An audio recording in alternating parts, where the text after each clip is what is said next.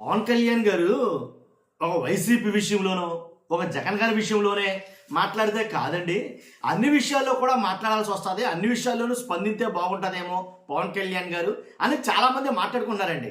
ఎందుకన్నానంటే కనుక పవన్ కళ్యాణ్ గారు చాలా విషయాల మీద మాట్లాడతారు. ఆయన పార్టీలో ఏదైనా తప్పు జరిగితే కనుక దాని మీద వెంటనే స్పందించరు అనేది ఒక మాట అయితే ఉండిపోయింది పబ్లిక్లో. ఎందుకు మాట్లాడుతున్నానంటే, ఏదైతే అరవ శ్రీధర్ గారు జనసేన ఎమ్మెల్యే అరవ శ్రీధర్ గారి ఏదైతే ఆ విషయం ఉందో, ఆ వివాదం ఉందో, వేణా గారి వివాదం, దాని మీద ఎందుకని పవన్ కళ్యాణ్ గారు అసలు పెద్దగా ఎప్పుడు మాట్లాడరు, ఎందుకని స్పందించరు? అన్ని విషయాల మీద మాట్లాడతారు కదా, మరి దీని మీద ఎందు గురించి మాట్లాడరు అనేది కనుక చాలామంది అడుగుతున్న మాట ఇది. ఇది ఏంటంటే కనుక ఏదైతే రీసెంట్గా ఆ వేణా గారి మీద జనసేన మోకల దాడి ఏదైతే జరిగిందో, మనం ఆల్ దాడి కాదు, అది హత్యాయత్నమే, అది ప్రీ ప్లాన్గా చేసిందే, చెయ్యాలనుకుందే అనేది కనుక ఆవిడ మాట్లాడుతుంది కొన్ని మాటలు. ఎందుకంటే కనుక తిరుపతి జిల్లా రైల్వే కోడూరులో ఆవిడ మీద టోల్గేట్ దగ్గర దాడి అయితే జరిగింది. మనం ఆవిడ కాదు, ఆవిడతో పాటు ఉన్నటువంటి గోపి అనుకుంటే ఆయన పేరు, ఆయన చితకబాదేశారు. అంతేకాదు ఈవిడ్ని కొట్టారు అనేది ఆవిడ మాట్లాడుతుంది. ఎందుకంటే కొన్ని పబ్లిక్గా కొన్ని వీడియోలు అయితే కనుక సోషల్ మీడియాలో వైరల్ అయినాయి, చాలా అది విపరీతంగా ట్రోల్ అవుతున్నాయి. ఆ వీడియోలు చూస్తున్నారు చాలామంది. కానీ ఆ వీడియోలో చూస్తూ ఉంటే చాలా దారుణంగా పట్టపగలు నడి రోడ్డు మీద అంత దారుణంగా వ్యవహరిస్తే దీనిపైన ఎలాంటి స్పందన లేదు పవన్ కళ్యాణ్ గారు. ఎందుకని అరవ శ్రీధర్ మీద ఇంకా ఎటువంటి చర్యలు తీసుకోలేదు? ఆడబిడ్డగా అన్యాయం జరిగిందండి, అది నిజమా అబద్ధమా తేల్చడానికి ఎన్ని నెలలు పడుతుంది? కాబట్టి మళ్ళా యథావిధిగా ప్రభు మామూలు కార్యక్రమాల్లో పాల్గొన్నాడు కదా ఆయన, మరి ఎలాంటి చర్యలు తీసుకోపోవడానికి కారణం ఏంటి?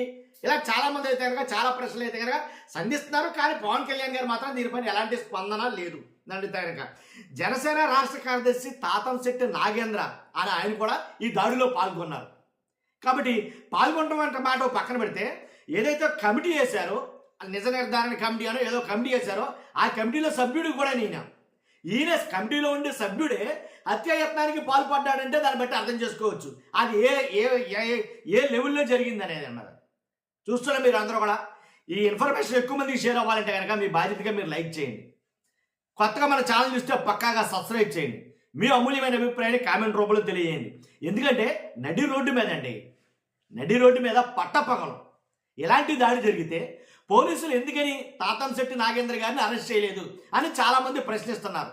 బాధితురాలే ప్రశ్నిస్తుంది ఈ మాట, ఆవిడే మాట్లాడుతుంది. కాబట్టి కర్రలతోటి కత్తులతోటి పట్టపగల నడు రోడ్డు మీద దాడి చేస్తే అందరూ చూస్తుండగా జరిగినటువంటి దాడిది. మరి పవన్ కళ్యాణ్ గారు ఇలాంటి వాటిపైన వెంటనే ఎందుకు స్పందించలేదు? ఎందుకని వాళ్ళందరినీ అరెస్ట్ చేయించలేదు? ఎందుకని దీని గురించి మాట్లాడటం లేదు? ఎందుకని సైలెంట్ అయిపోయారు? ఒకసారి ఆవిడ మాట్లాడుతున్న మాటలు ఉందామా, బాధితురాలు మాట్లాడుతున్న మాటలు.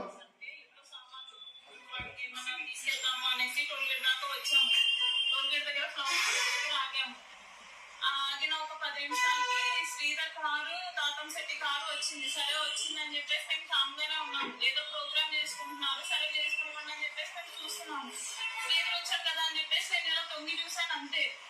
తాతం సిటీ ఆల్ ఆఫ్ సడన్ గా వచ్చి ఈ అబ్బాయిని ఎందుకు కొడుతున్నాడో తెలియట్లా, ఎందుకు కొడుతున్నాడు, టైం కొడుతున్నాడు, అసలు ఎందుకు కొడుతున్నాడు సార్ అని చెప్పేసి నేను అడుగుతున్నా కూడా రోడ్డు మీద అంతా టైం కొడుతున్నాడు అండి.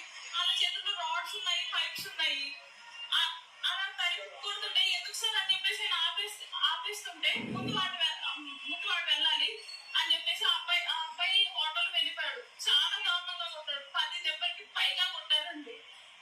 నేను వచ్చేసి ఎందుకు కొడుతున్నారు, కొట్టే వాళ్ళు చెప్పి కొట్టండి, ఎందుకు కొడుతున్నారు, మేము ఏం చేస్తామని చెప్పేసి కొడుతున్నారు అనేసి నేను అడిగితే, మా లంజానికి పని అయిపోయింది, ఈ రోజు చచ్చిపోతావే నువ్వు, నా చేతిలో చచ్చి.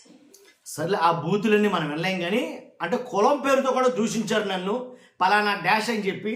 కాబట్టి దారుణంగా కొట్టారు నా కూడా ఉన్న అబ్బాయిని. మేము పూలు కోసమని దిగి టోల్గేట్ కాడ పూలు తీసుకుంటా ఉంటే అరవ శ్రీధర్ గారి కారు, అలాగే తాతంశెట్టి నాగేంద్ర గారి కారు, ఆ 2 కార్లు వచ్చాగే ఆగి దిగొచ్చి కొడతం మొదలుపెట్టారు.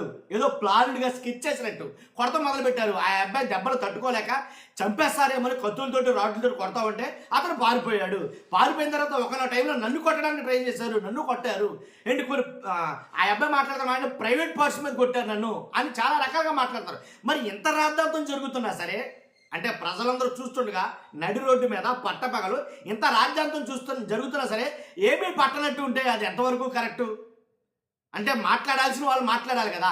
అధినాయకులు మీ పార్టీలో ఉన్నటువంటి ఎమ్మెల్యే తరపునటువంటి జరుగుతున్న ఒక దారుణ సంఘటన, దీని మీద ఎలాంటి చర్య తీసుకోకపోవడం, ఏదో కేసులు పెట్టాం ఏదో అంటే కాదు కదా. కాబట్టి అసలు ఎందుకని అరవ శ్రీధర్ గారి మీద ఇప్పటివరకు ఎలాంటి యాక్షన్ తీసుకోలేదు? ఇప్పుడు అదే విషయం ఎవరికైనా జరిగితే కనుక వెంటనే వచ్చి మాట్లాడతాం కదా.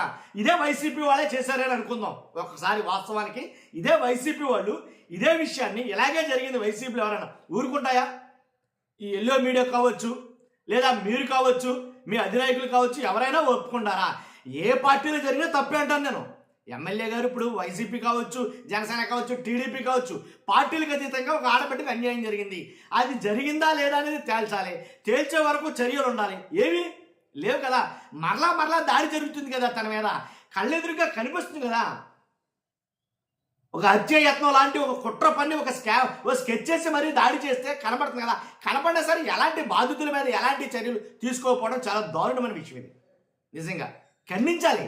ఇలాంటప్పుడు ఖండించాలి. ఖండిస్తేనే మీకు ఉండేటువంటి నైతికత విలువ అనేది పెరుగుతాయి. ఖండించకపోతే మమ్మాటికి కావాలని తప్పు చేస్తున్న వాళ్ళని సమర్థిస్తున్నట్టు ఒక అర్థం వస్తుంది. అది కాబట్టి ఖచ్చితంగా ఇదైతే కనుక 100% ఇది ఆలోచించాల్సిన విషయం. మీ అభిప్రాయం ఏంటో ఖచ్చితంగా కామెంట్ రూపంలో తెలియజేయండి. ఎందుకంటే పక్కాగా మీ అభిప్రాయం తెలియజేయండి. ఫస్ట్ అయితే లైక్ చేయండి. Thank you very much.